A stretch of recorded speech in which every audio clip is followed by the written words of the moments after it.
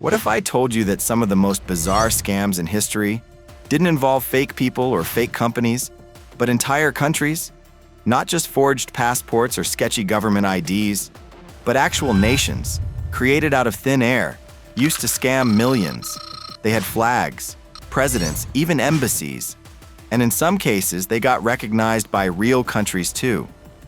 Welcome to the dark world of fake countries, where illusion meets influence, and where the line between reality and fiction is for sale. This isn't some fictional James Bond plot, it's real, and it has been happening for decades. Scammers have exploited the complexities of international law, banking systems, and political loopholes to create countries that do not exist, and the world fell for it. The Dominion of Melchizedek, the OG fake nation. Let's start with the kingpin of all fake nations, the Dominion of Melchizedek.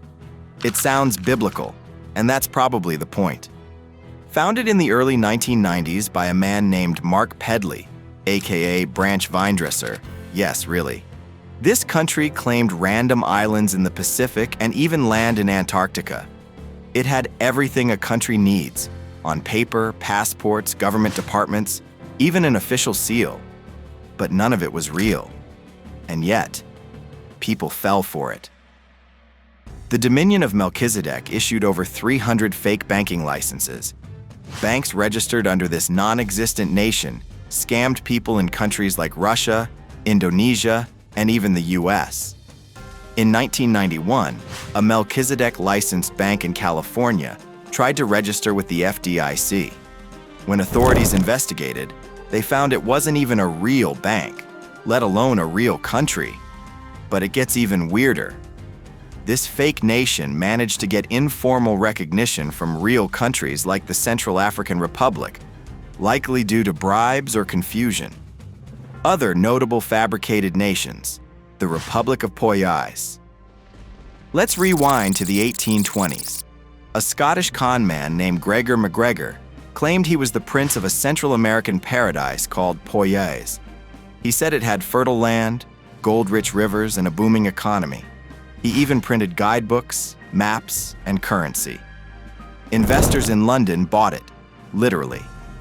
MacGregor raised over £200,000, that's millions today, and even convinced settlers to move there. But when the ships arrived, they found jungle, mosquitoes, no infrastructure, and of course, no Poyais. Dozens died. MacGregor ran away, and the world learned you can fake an entire country, and people will still invest. New Utopia. Fast forward to the 1990s. A man named Lazarus Long, yes, another alias, launched a website for a new libertarian micronation called New Utopia. It would be built on a reef in the Caribbean, complete with futuristic architecture, zero taxes, and endless freedom. He sold bonds, passports, and even diplomatic positions. The catch? The island didn't exist. The photos were fake, and the SEC shut it down as an unregistered securities fraud. Still, people believed. Because when someone tells you they're building a paradise, your greed sometimes overtakes logic. The Conch Republic. This one started as a joke, but got real consequences. In 1982, the U.S. Border Patrol set up a roadblock between mainland Florida and the Florida Keys. Key West was outraged. They felt cut off from the U.S., so they declared independence and formed the Co-NCH Republic. It was meant to be satire. But guess what? They started issuing passports, and people actually tried to travel using them. The passports were seized. Travelers were detained. But the story didn't end there. Key West still celebrates Conch Republic Day every year. And yes, you can still buy their passports online. The Scam Blueprint, why it works. So how do these scams actually work? It's not just about creativity. It's about exploiting gaps in global systems. Passports, banking licenses, offshore registries, shell corporations.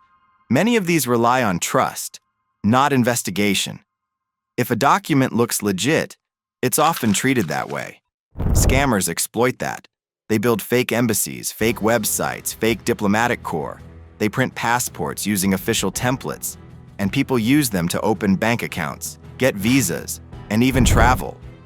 One case revealed that over 50 people in Europe were traveling with passports from a fake country called the Principality of New Europa. It had a flag, a national anthem, and a king, but no land, no people, and no legitimacy. Yet it had more influence than you'd think. The emotional side, victims and fallout. Let's not forget the human cost. People lost life savings. Settlers died in Poyais. Investors were ruined by New Utopia. And the worst part? The con men almost always got away with it, or served short sentences, because there's no rule book for punishing a fake country. Are fake nations still a threat today? Yes. In the age of the internet, creating a fake country has never been easier. With a decent website, a few design assets, and a mailing address, you can look like a government overnight. In fact, in recent years, several YouTubers and scammers have created digital-only nations that issue citizenships, sell passports, and even claim to be part of the United Nations. And people believe it. Because when it comes to officiality, perception is reality. So the next time someone flashes a fancy-looking passport or claims diplomatic immunity, ask the real question: where exactly is your country?